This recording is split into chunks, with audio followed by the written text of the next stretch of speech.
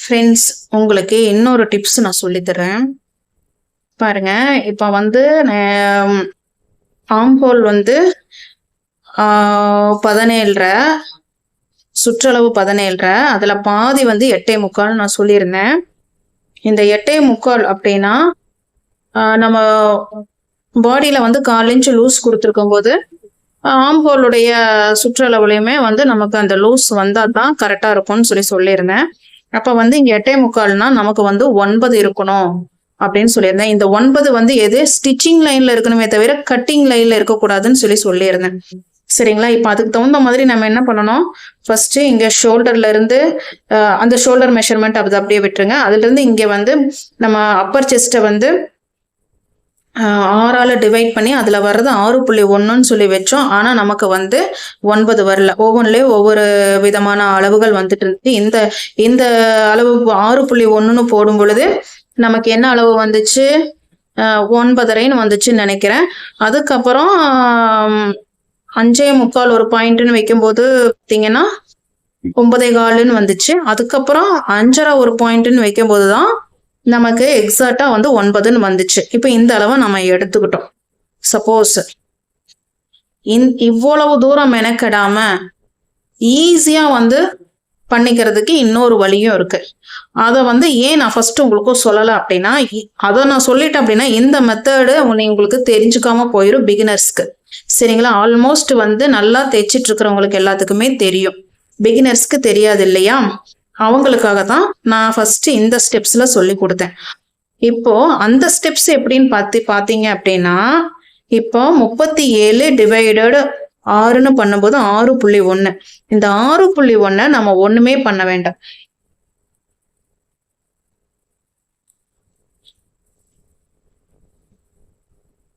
First எடுத்தோம் இல்லையா, 6.1ன்னு சொல்லி எடுத்தோம் இல்லைங்களா? இந்த 6.1 நம்ம அப்படியே விட்டுறலாம்.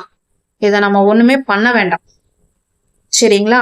அதுக்கு பதிலா இங்கிருந்து நம்ம எவ்வளவு எடுத்தோம், 5.25. அந்த 5.25 தான் நம்ம இங்கேயும் வச்சோம்.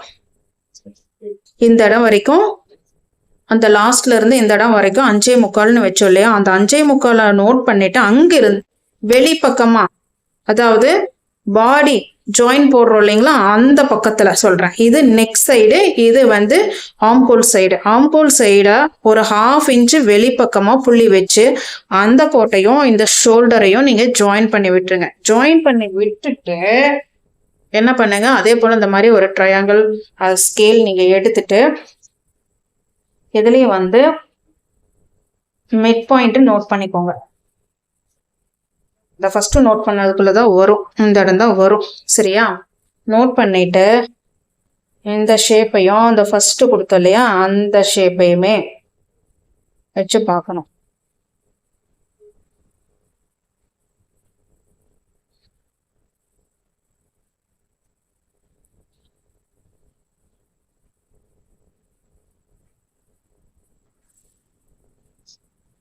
வச்சு பார்த்து இந்த மெத்தட்ல போட்டுட்டு நீங்க செக் பண்ணி பார்த்தீங்கன்னாலும்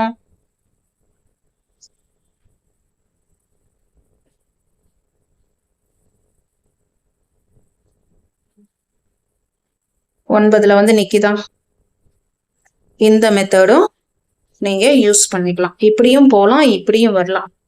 இப்படி போறதுனால ஒரு ப்ராப்ளம் என்ன வரும்னு சொல்லி கேட்டீங்கன்னா, இந்த மெத்தட்ல போகும் பொழுது நீங்க சுற்றளவுல கரெக்ட் அளவு கொண்டு வந்துடலாம். ஆனா என்ன ஆகும்னு கேட்டீங்கன்னா, அக்குள் வந்து கடிக்க ஆரம்பிச்சிடும் கஸ்டமருக்கு.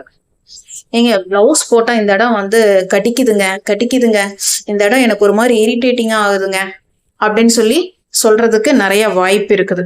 சரிங்களா? அதுவும் நல்லா சதப்பிடிப்பா இருக்கிறவங்களா இருந்துச்சு அப்படின்னா நல்லாவே வந்து அந்த இடத்துல கடிச்சு அந்த ஸ்கின்னே வந்து தடிச்சு போயிடும். சரிங்களா? இந்த மாதிரி பண்ணிக்கலாம். ஆனா எங்க இருந்து 6.1 வச்சோம் அப்படின்னா இந்த அளவே வந்து அதை அப்படியே எடுத்து ஃப்ரண்ட்ல போட்டக்கூடாது. சரிங்களா? ஃப்ரண்ட்ல வந்து நீங்க 1/2 இன்ச் மைனஸ் பண்ணி தான் நீங்க வந்து அந்த அப்பர் செஸ்ட் லைன் வந்து டிரா பண்ணணும். புரியுதா? இந்த லைன் போட்டதுக்கு அப்புறம் நீங்க இதுல இருந்து ஒரு 1/2 இன்ச் மைனஸ் பண்ணிக்கணும்.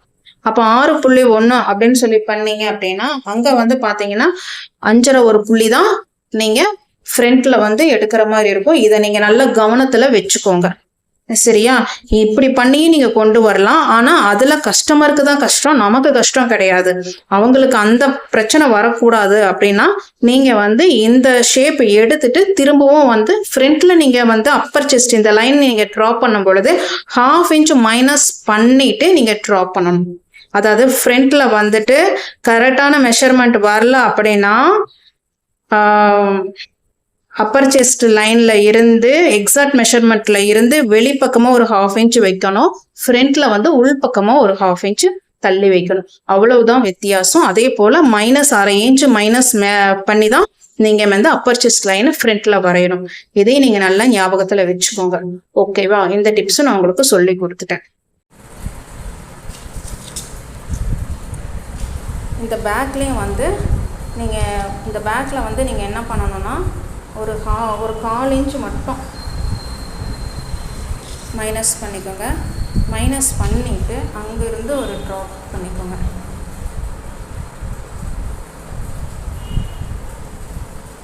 இது வந்து ஷோல்டர் வந்து கொஞ்சம் கூட வந்து லூஸ் ஆகிறதுக்கு விடாது. இப்படி கட் பண்ணியும் நீங்கள் இதுக்கு கீழே ஒரு 1/2 இன்ச் கொடுத்து அந்த ஸ்டிச்சை வந்து இது கூட ஜாயின் பண்ணிடுவீங்க. இல்லை அப்படி பண்ணாமையும் பண்ணுறதுக்கு இன்னொரு டிப்ஸ் இருக்குது. என்னென்னு பார்த்தீங்க அப்படின்னா மேலே இருந்து 3/4 இன்ச்சுக்கு இந்த லைனில் இருந்து 3/4 இன்ச்சுக்கு நீங்கள் மார்க் பண்ணிவிட்டு இங்கே எப்பவும் போல் அந்த 1/2 இன்ச்சுக்கு க்ராஸில் நீங்கள் ஷோல்டரை மார்க் பண்ணி ஸ்டிச் பண்ணிங்கனாலும் ஓகே தான். சரிங்களா? ஏன் நான் வந்து இந்த இடத்த கட் பண்ணுங்கன்னு சொல்லி சொல்கிறேன் அப்படின்னா நீங்கள் வந்து ஓவர்லாக் போடும்போது ஓவர்லாக் போட்டு பைப்பிங் அடிக்கும் போதும் சரி அல்லது வந்து அடித்து எம்மிங் பண்ணும்போதும் சரி இந்த இடத்துல கொஞ்சம் திக்காக துணி இருக்கும். அது ஒரு மாதிரி பார்க்குறக்கு நல்லா இருக்காது, விசிபிளாக நல்லா இருக்காது. அதனால தான் நான் கட் பண்ண சொல்லி சொன்னேன். ஓகேங்களா? உங்களுக்கு எப்படி சௌகரியமோ நீங்கள் அந்த மாதிரி பண்ணிக்கலாம். ஓகேவா?